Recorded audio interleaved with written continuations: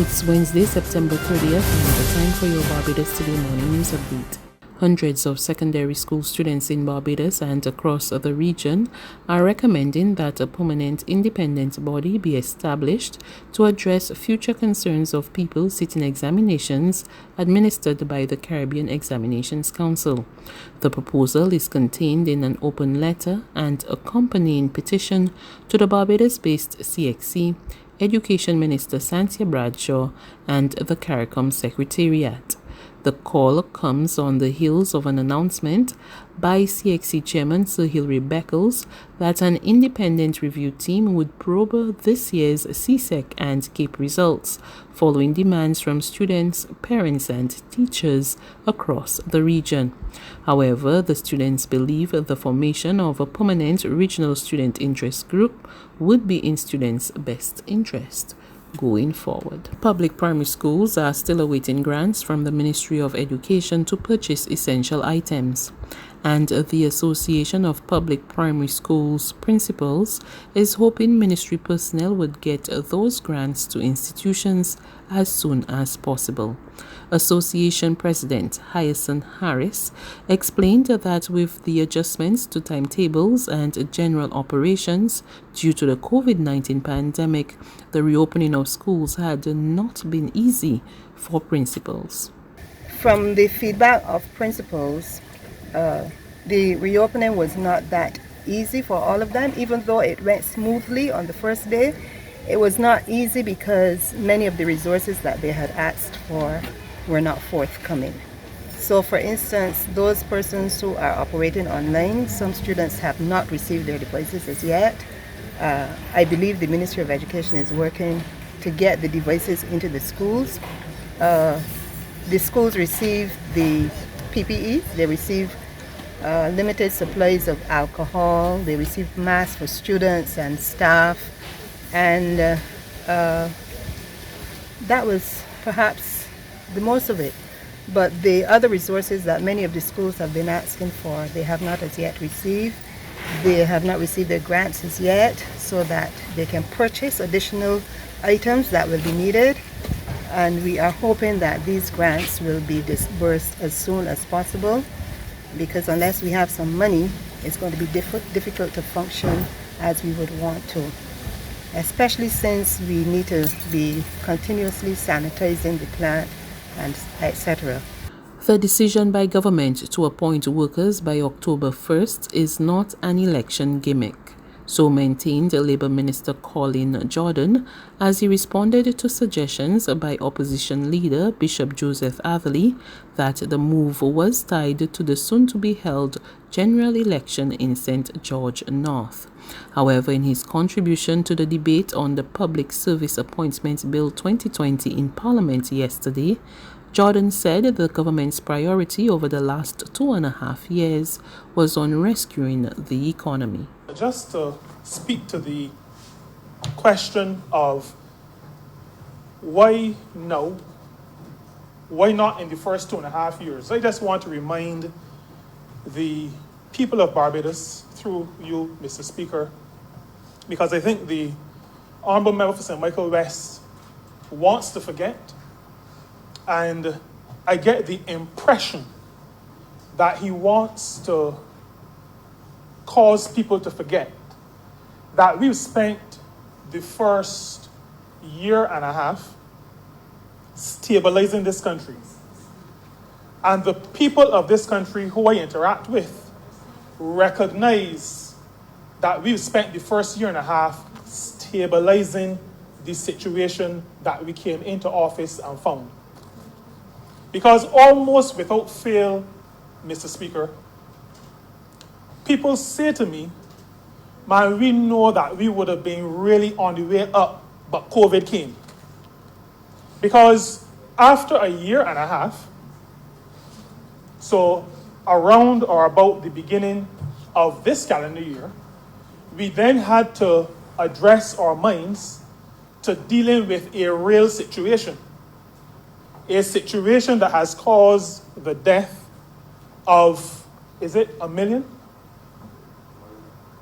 1 million persons globally. In her contribution to the debate, Leader of Government Business, Education Minister Santia Bradshaw, gave a breakdown of the numbers of persons from the two categories of public workers who will benefit from the appointments. It is expected that the total sum of 1,900 temporary employees will benefit from an appointment in the public service by the 1st of October of 2020.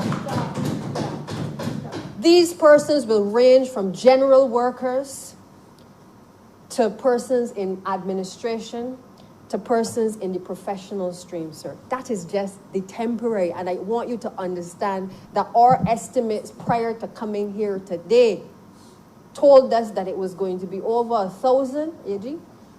1,000 and 1,500. Only in respect of the temporary workers, we are talking about the sum total of 1,900 persons being affected. The second category, sir, the second category of officers, sir, to benefit from the introduction of this bill today are those public officers who are appointed to the public service, but who have been acting continuously for 3 years or more. There are, sir, a total of 1,200 officers who have been acting in various posts across the public service that will stand to benefit from being promoted to the offices today in which they have been acting, or rather from the 1st of October, sir.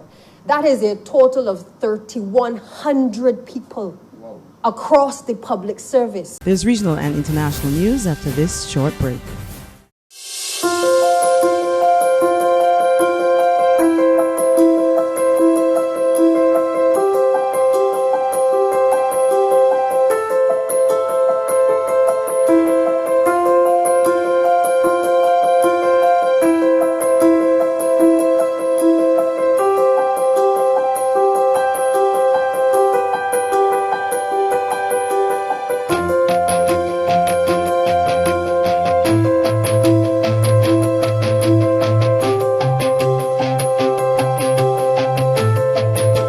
Barbados Today, news you can trust.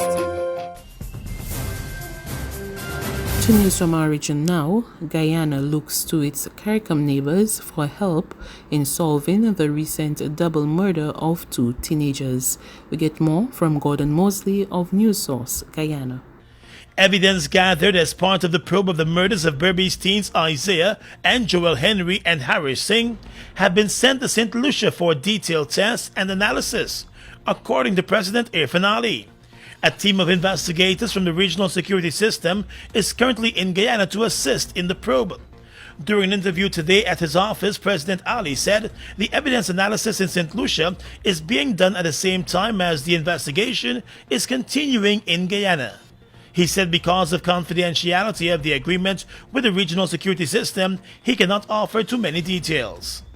Now, for confidentiality reasons, the regional body has asked to have certain things respected from their perspective, and we are sticking to that. There are components of the MOU definitely that can be made public, like what the detailed engagement and so on. And at some time, I'm sure the police in their total report would make all of this available to the public. The president said there are support costs attached to having the regional investigators in Guyana.